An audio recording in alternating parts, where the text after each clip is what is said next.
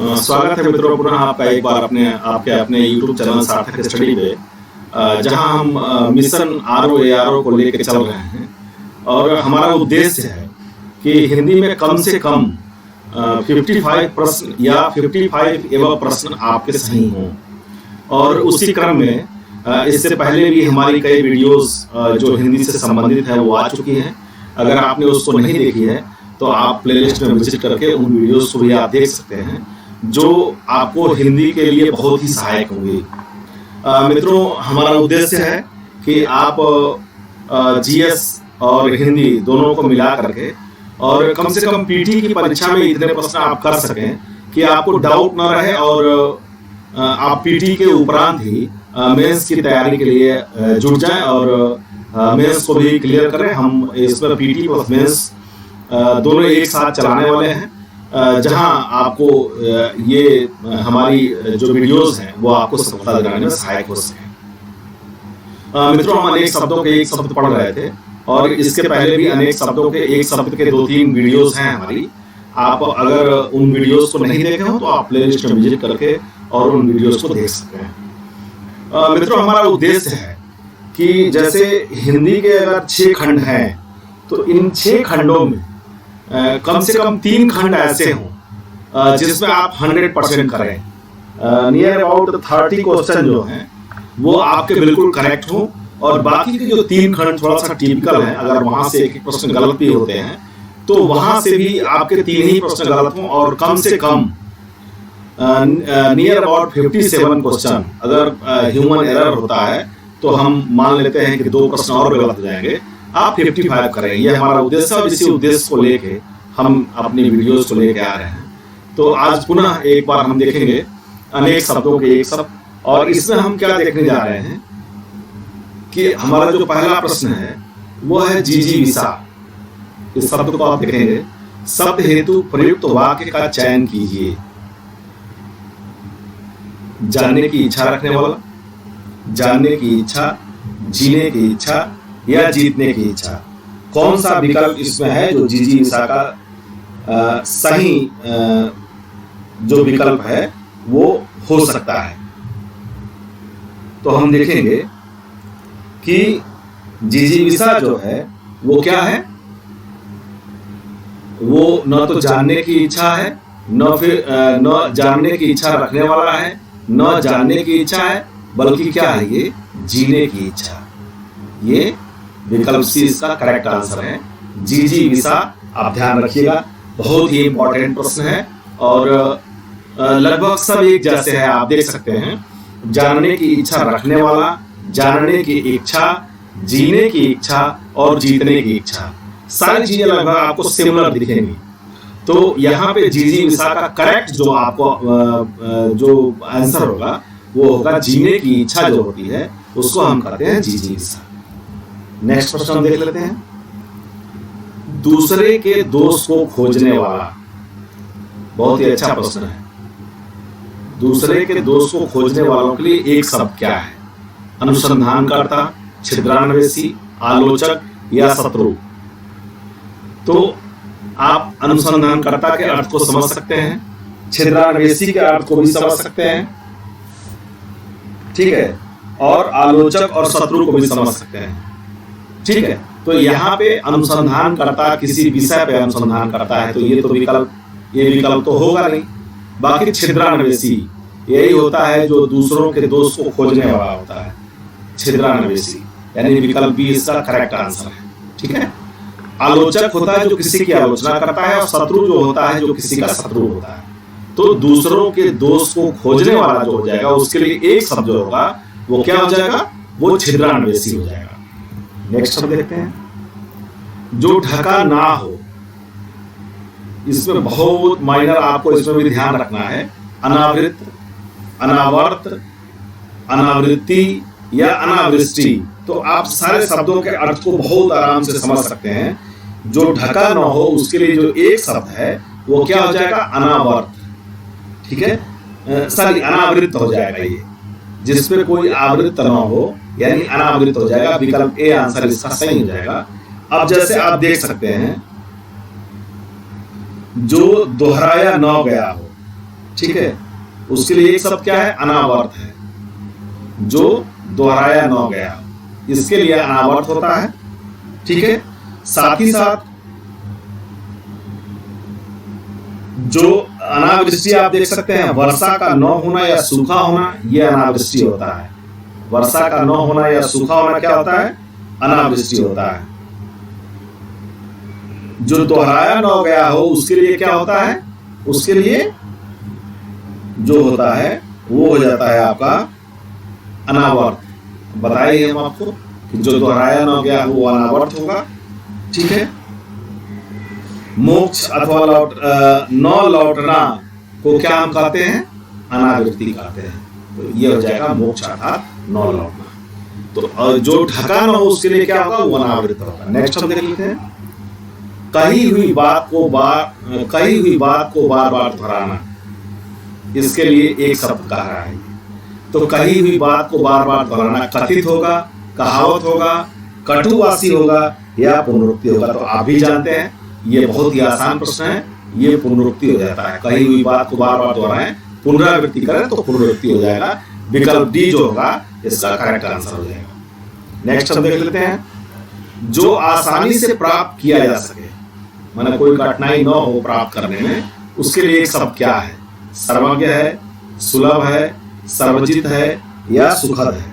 तो जो आसानी से प्राप्त होता है उसे हम क्या बोलते हैं, उसे हम सुलभ बोलते हैं। सर्वज्ञ जो सर्व जगह प्राप्त हो, सुखद जिसको प्राप्त करने से सुख की अनुभूति हो, और सर्वजित जिसने सबको जीत लिया हो। ठीक है, तो इसका आंसर हो जाएगा विकल्प बी।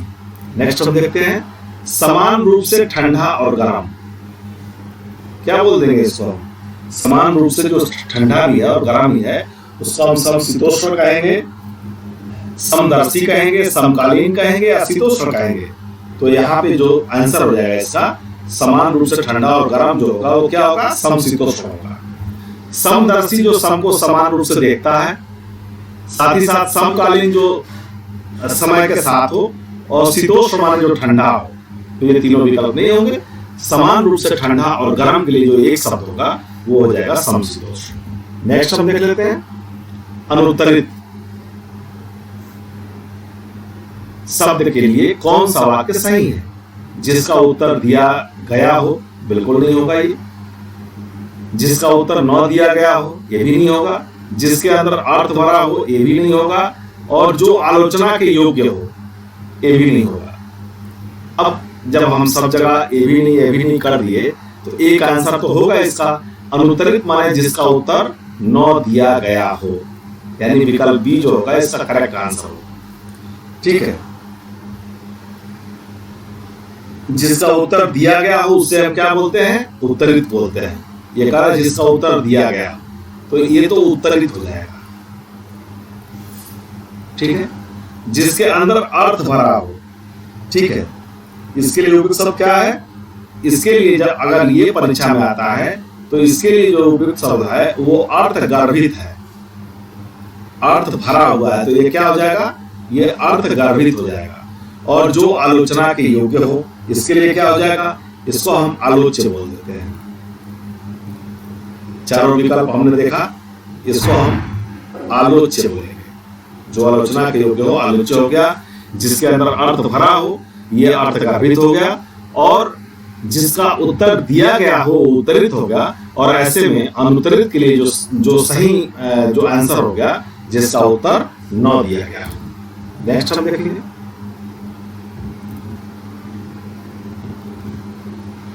अपने मत को मानने वाला, इसको हम क्या कहेंगे, एक शब्द में कहना हो तो हम क्या कहेंगे, इसको स्वेच्छाचारी कहेंगे, स्ववश्य कहेंगे, आत्माभिमत कहेंगे या मतानुयायी कहेंगे। तो जो अपने मत का मानने वाला होता है उसको हम विकल्प सी इसका सही आंसर हो जाएगा। इसको हम क्या बोलते हैं, इसको हम आत्माभिमत बोलते हैं। जो अपने मत को मानता है उसे हम आत्माभिमत बोलते हैं। और अपनी इच्छा के अनुसार आचरण करने वाला जो होता है उसे हम क्या बोलते हैं, उसे हम बोलते हैं स्वेच्छाचारी। अपनी इच्छा के अनुसार आचरण जो करता है उसे हम स्वेच्छाचारी कहते हैं। साथ ही साथ अपने ही बस में रहने वाला जो होता है वो स्ववश्य होता है, अपने ही बस में रहने वाला। और मतानुयायी जो किसको कहेंगे हम, मत के अनुसार जो चलने वाला है उसको हम क्या कहते हैं, मतानुगत कहते हैं। मित्रों, हमारा उद्देश्य है कि अनेक शब्दों के, एक शब्द के जो प्रश्न हम पढ़ रहे हैं, इसमें जितने भी विकल्प आपको देखने को मिल रहे हैं, उन सारे विकल्पों को आप जाने, क्योंकि जो प्रश्न पूछे गए हैं और बाकी विकल्पों से जो प्रश्न बनाए जाएंगे, अगर वो सारे हम जानते रहेंगे तो हमको उस प्रश्न को करने में आसानी होगी। तो नेक्स्ट हम देखेंगे, जो कहा न गया हो उसे अकथनीय कहेंगे या कथनीय कहेंगे, अव्यक्तव्य कहेंगे या अकथित कहेंगे। अब यहाँ पे जो कहा न गया हो, अकथनीय माने जो कहा गया हो, इसमें कोई दिक्कत नहीं है। जो कहा गया हो उसे हम क्या कहते हैं, उसे हम कथनीय कहते हैं, यहाँ तो ठीक है। अवक्तव्य, जो व्यक्त न हो सके, जो व्यक्त न हो सॉरी, उसे हम अव्यक्त कहेंगे।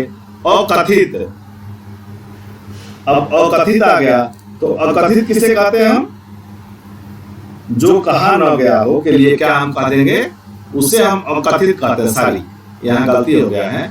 जो कहा न गया हो उसे हम क्या कहेंगे, कहा न गया हो,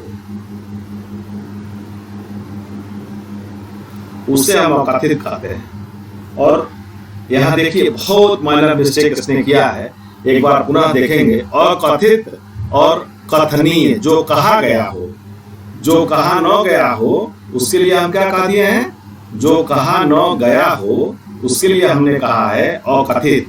कथनीय, जो कहा गया हो, ठीक है, जो कहा न गया हो अकथित, और जो व्यक्त न हो उसे अव्यक्त कहेंगे। तो जो कहा न गया हो क्या हो जाएगा, वो अकथनीय हो जाएगा। विकल्प ए इसका करेक्ट आंसर हो जाएगा। नेक्स्ट प्रश्न की तरफ बढ़ जाते हैं।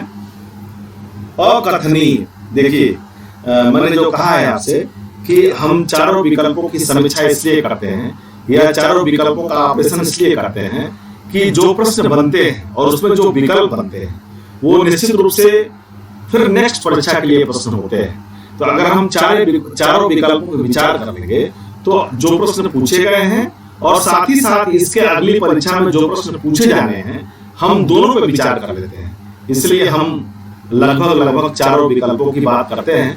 थोड़ा सा वीडियो क्या कहते हैं कि आपको प्रश्न पढ़ने में थोड़ा टाइम जरूर लगता है, लेकिन इससे आप एक प्रश्न के साथ नियर अबाउट 3 प्रश्न और तैयार करते हैं।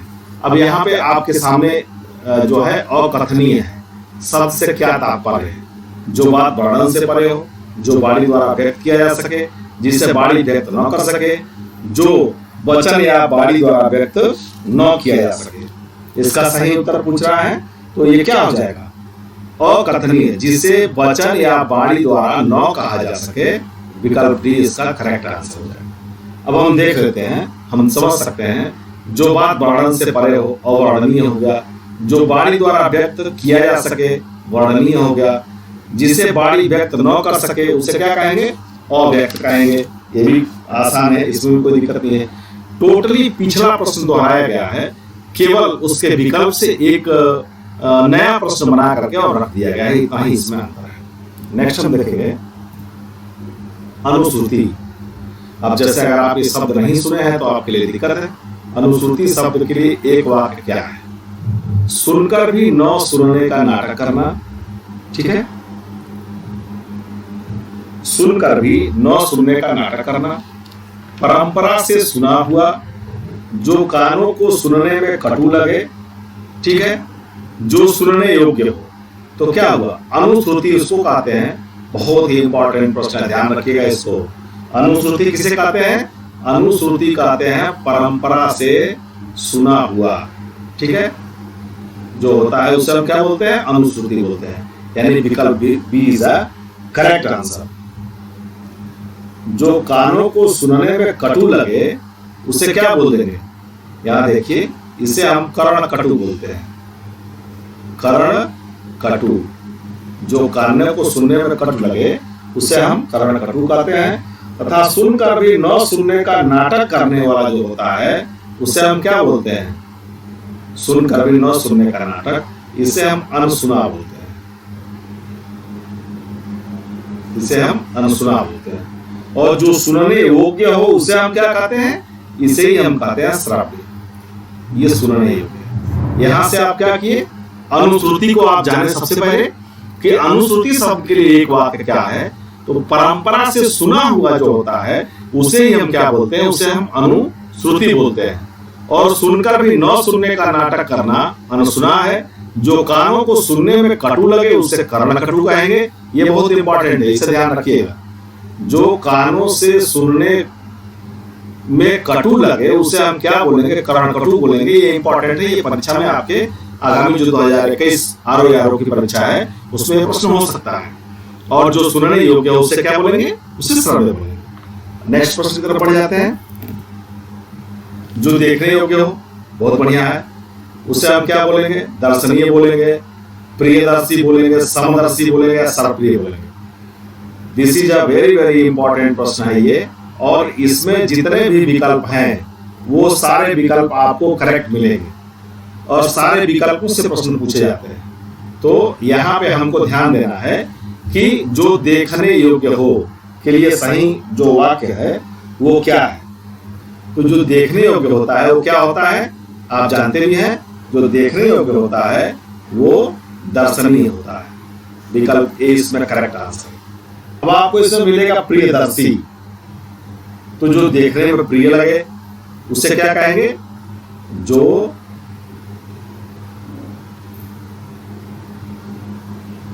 देखने में प्रिय लगे उसे हम कहते हैं प्रियदर्शी।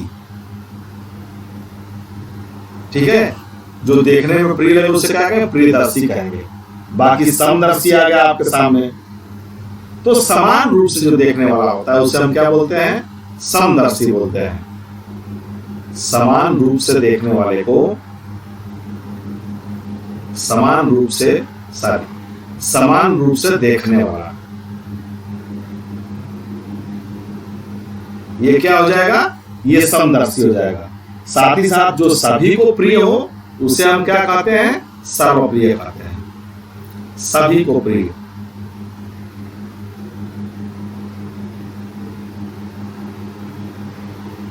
इसे हम क्या कहेंगे, सर्वप्रिय कहेंगे। तो आपने जो प्रश्न है उसको देखा कि जो देखने के योग्य हो उसे हम दर्शनीय बोलते हैं, जो देखने में प्रिय लगे उसे प्रियदर्शी बोलते हैं, समान रूप से देखने वाला जो होता है उसे हम समदर्शी बोलते हैं, और जो सभी को प्रिय हो उसे हम क्या बोलते हैं, उसे हम सर्वप्रिय बोलते हैं। नेक्स्ट प्रश्न देख लेते हैं।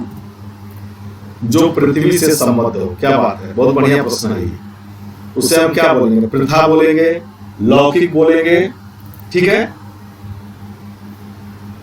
भूगोलीय बोलेंगे या पार्थिव बोलेंगे। तो यहाँ मित्रों आपको ध्यान रखना है, जो पृथ्वी से संबद्ध हो उसे हम पार्थिव बोलते हैं। अब यहाँ एक शब्द जो आया है, इस लोक संसार से संबंध रखने वाला के लिए जो होता है वो क्या हो जाता है, यह लौकिक हो जाता है। ठीक है, बाकी जो शब्द बनाए गए हैं, लौकिक आप जानते ही हैं और भूगोलीय आप समझ रहे, इस संदर्भ में इसका कोई अर्थ ही नहीं है। तो जो पृथ्वी से संबद्ध हो उसे हम क्या कहेंगे, उसे हम पार्थिव कहेंगे। नेक्स्ट देख लेते हैं। पृथ्वी से संबद्ध, फिर पुनः वही प्रश्न है, तो हम क्या कह देंगे, पार्थिव कह देंगे। ये बहुत ही इंपॉर्टेंट प्रश्न है, इसे आप बिल्कुल अगर इस वीडियोस पे हैं तो आप ध्यान रखिएगा। पृथ्वी से संबद्ध वाक्य के लिए जो एक शब्द होगा वो क्या होगा, पार्थिव होगा। जो भू को धारण करे उसे हम क्या कहते हैं, भूधर कहते हैं। भू को धारण करने वाला,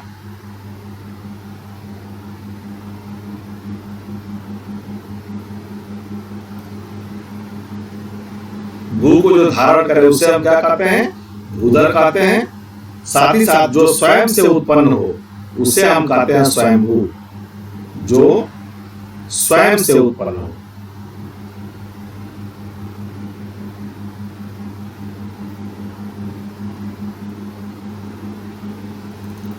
उसे हम क्या बोल देते हैं, स्वयंभू बोलते हैं। बाकी एक शब्द और है आपको इसमें मिलेगा, और यह है भूमिज। भूमिज किसे हम कहते हैं, तो भूमि से जन्म लेने वाले को,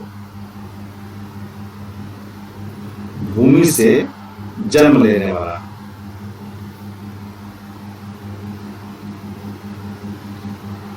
भूमि से जन्म लेने वाला, इसे हम क्या कहते हैं? इसे हम भूमिज कहते हैं। तो ये बहुत ही शानदार सा प्रश्न है, और इसमें जो सारे विकल्प हैं वो सारे विकल्प परीक्षा में पूछे जाने वाले हैं। पृथ्वी से संबद्ध को हम क्या बोल देंगे? पार्थिव बोल देंगे। विकल्प बी हमारा करेक्ट आंसर है। बाकी विकल्पों को हम जब देखते हैं तो भूधर किसे कहते हैं? यानी भू को धारण करने वाला, भूमि को धारण करने वाला। स्वयंभू हम किसे कहते हैं? जो स्वयं से उत्पन्न हो। और भूमिज हम किसे कहते हैं? भूमि से जन्म लेने वाला जो होता है उसे हम भूमिज कहते हैं। इस प्रश्न में 4 के 4 ऑप्शन बिल्कुल बहुत ही इंपॉर्टेंट है, और परीक्षा में पूछे जाने योग्य प्रश्न हैं, और बिल्कुल पूछे जाते हैं और पूछे ही जाएंगे। आपको आगे प्रश्न देखने को मिले। भूधर, देखिए यहीं पे ये प्रश्न मिल गया। अभी हमने आपको बताया, सारे प्रश्नों का उत्तर जब बताया तो उसने हम बताया कि भूधर किसे कहते हैं?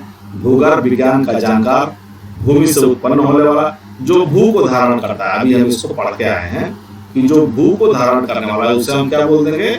उसे ही हम बोलते हैं भूधर। ठीक है, बाकी अन्य विकल्पों को हमने देखा है। नेक्स्ट क्वेश्चन पर बढ़ जाते हैं। जो पहले था पर अब नहीं है के लिए एक शब्द क्या है?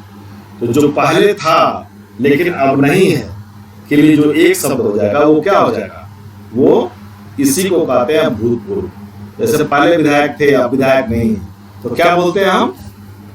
भूतपूर्व विधायक। पहले प्रधान थे अब प्रधान नहीं है, क्या बोलते हैं हम? पूर्व प्रधान। तो कह रहे जो पहले था पर अब नहीं है के लिए एक शब्द क्या है? बहुत ही आसान है, केवल समझना है इसको। तो पूर्वज किसे कहते हैं? जो हमारे जो पिता दादा होते हैं उनको हम पूर्वज बोलते हैं। ठीक है, अंत्यज किसे बोलते हैं? तो आप जानते हैं कि जिसने अंतिम वर्ण में जन्म लिया हो उसे हम क्या बोलेंगे? अंत्यज बोलेंगे। जिसने अंतिम वर्ण में जन्म लिया हो।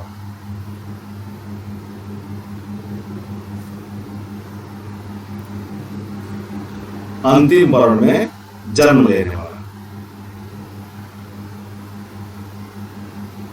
इसको क्या बोलेंगे? अंत्यज बोलेंगे। बाकी एक शब्द और इसमें आया है, वो क्या है? अनागत। जो आया न हो उसे क्या बोलेंगे? अनागत बोलेंगे। तो हमने चारों विकल्पों को देखा, लेकिन जो पहले था पर अब नहीं है उसी को हम क्या बोल देते हैं? भूतपूर्व बोल देते हैं। जो कठिनाई से मिलता है, ध्यान से देखेंगे, के लिए एक शब्द क्या है? दुर्लभ है, अलभ्य है, अप्राप्य है, या फिर अनुपलब्ध है। तो जो कठिनाई से मिलता है उसी को हम क्या बोलते हैं? उसी को हम दुर्लभ बोलते हैं। विकल्प ए जो है इसका करेक्ट आंसर है। जो कठिनाई से मिलता है के लिए दुर्लभ है, जिससे लाभ न प्राप्त हो उसे हम क्या बोलेंगे? उसे हम अलभ्य बोलेंगे। साथ ही साथ जो प्राप्य न हो उसे हम क्या बोलेंगे? अप्राप्य बोलेंगे। और जो उपलब्ध ना हो उसे हम क्या बोलेंगे? अनुपलब्ध बोलेंगे। लेकिन जो कठिनाई से मिलता है उसी को हम क्या बोल देते हैं? उसको हम दुर्लभ बोलते हैं। नेक्स्ट क्वेश्चन देख लेते हैं। जो कठिनाई से समझने योग्य हो।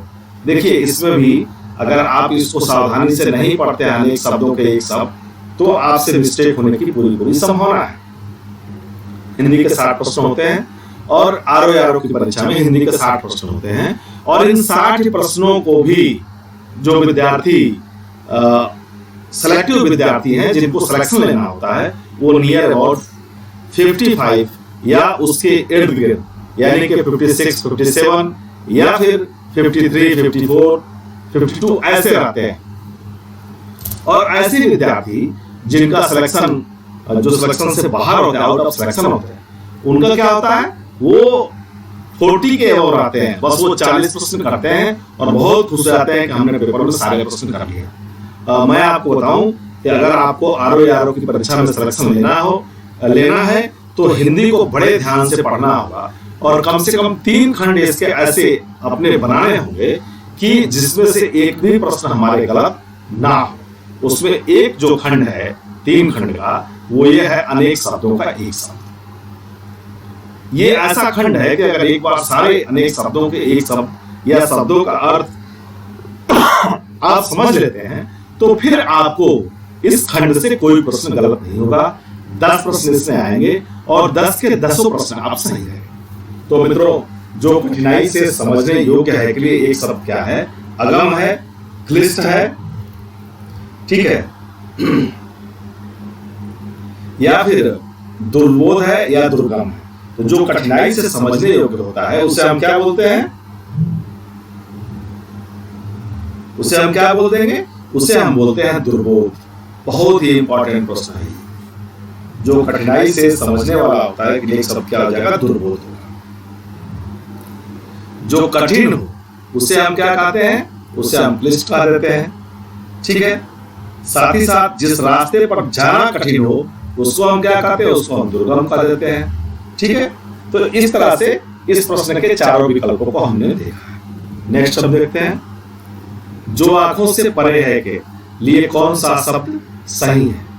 जो आंखों से परे है उससे क्या कहेंगे? प्रत्यक्ष जो आंखों के सामने है ये तो होगा नहीं। बाकी आप देख रहे हैं परोक्ष, ये बिल्कुल करेक्ट आंसर है। जो आंखों से परे होता है उसको क्या बोलते हैं? उसी को हम परोक्ष बोलते हैं। प्रियदर्शी हमने पहले भी पढ़ा है, जो देखने में प्रिय लगे उसे प्रियदर्शी कहते हैं। द्रष्टव्य, जो देखा जा सके उसे हम क्या कहते हैं? द्रष्टव्य कहते हैं। नेक्स्ट शब्द देख लेते हैं।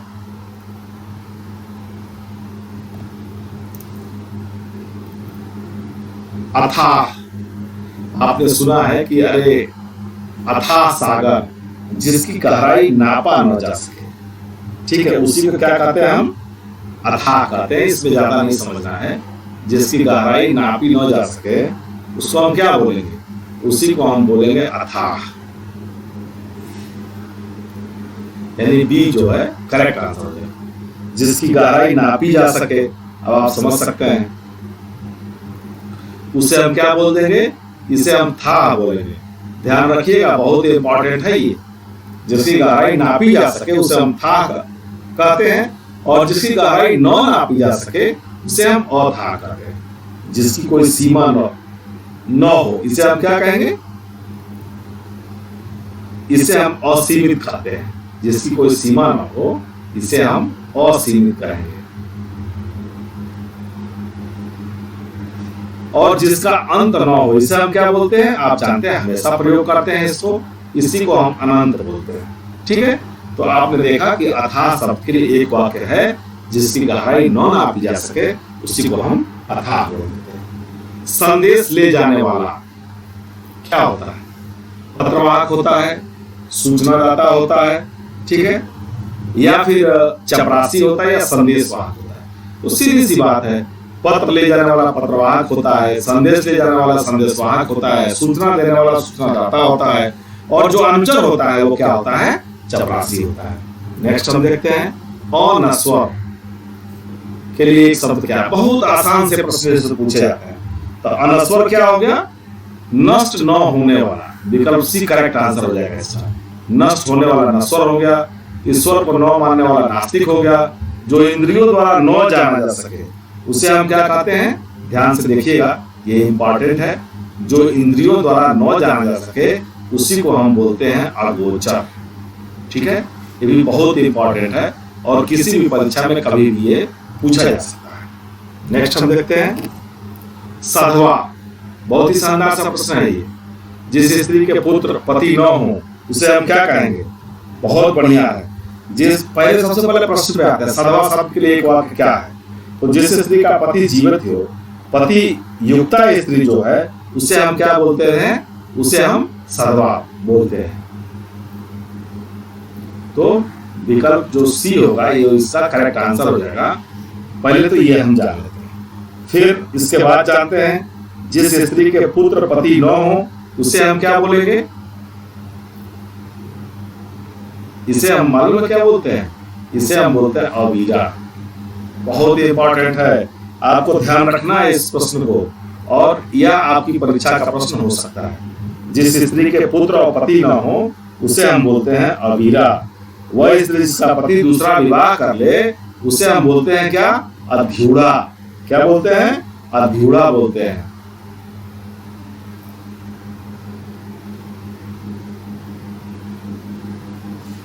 और वह स्त्री जिसका पति परदेश से लौटा हो, उससे हम क्या बोलते हैं? बहुत ही इंपॉर्टेंट है मित्रों, बिल्कुल भूलना नहीं है, चारों के चारों इंपॉर्टेंट है। उसे ही हम बोलते हैं आगत पथिका। आगत पथिका, ठीक है। तो ये यहाँ तो पूछा गया कि सर्वा के लिए एक वाक्य क्या है, तो जिस स्त्री का पति जीवित हो उसको सर्वा कहते हैं, और जिस स्त्री का पति मर गया हो उसे विधवा कहते हैं। यहाँ तो कोई दिक्कत नहीं है, लेकिन जो इसमें विकल्प जो दिए गए हैं वो चारों के चारों परीक्षा के प्रश्न हैं। जिस स्त्री के पुत्र और पति न हो, ये बहुत ही इंपॉर्टेंट है, ये कभी भी किसी भी परीक्षा में पूछा जा सकता है और विद्यार्थियों के लिए दिक्कत हो सकता है। अबीरा बहुत इंपॉर्टेंट है, आप ध्यान रखिएगा। वह स्त्री जिसका पति दूसरा विवाह कर ले, अध्युड़ा, ये भी बहुत इंपॉर्टेंट है, याद नहीं होता है। और वह स्त्री जिसका पति प्रदेश से लौटा हो, आगत पथिका, यह तीनों ही आरओ के बड़ी पेट क्वेश्चन है और बार बार पूछा जा सकते हैं। आपको जुबान पे याद होना चाहिए, अबीरा किसे कहते हैं, अध्युड़ा किसे कहते हैं और आगत पथिका किसे कहते हैं। नेक्स्ट प्रश्न देखेंगे। सारे मित्रों, प्रश्नों की श्रृंखला, आज हिंदी के प्रश्नों की श्रृंखला यहीं तक थी। नेक्स्ट मैं अनेक शब्दों के एक शब्द या फिर भारतीय संविधान या भारतीय इतिहास या जीएस का कोई टॉपिक लेकर के पुनः आपको उपस्थित होगा। अगर आपने हमारे चैनल को सब्सक्राइब नहीं किया है तो प्लीज आप मेरे चैनल को सब्सक्राइब कीजिए। यहाँ हमारा जो प्रयास है वो प्रयास यह है कि हम आरओ की परीक्षा के लिए इस तरह का प्रयास करें कि जो विद्यार्थी हमारे साथ जुड़ते हैं उनको निश्चित रूप से सफलता मिले। तो मित्रों, अगर आज तक आपने हमारे चैनल को सब्सक्राइब नहीं किया है तो प्लीज सब्सक्राइब कीजिए, ताकि हमारी नेक्स्ट जो आने वाली वीडियो है उसका नोटिफिकेशन भी आपको मिले। बेल आइकन प्रेस कीजिए, साथ ही साथ लाइक कीजिए और शेयर कीजिए, ताकि अन्य मित्रों को भी इसका लाभ मिल सके। बहुत बहुत धन्यवाद, शुभ रात्रि। पुनः नेक्स्ट वीडियो में आपसे मिलते हैं कुछ आरओ के महत्वपूर्ण प्रश्नों के साथ। तब तक नमस्कार।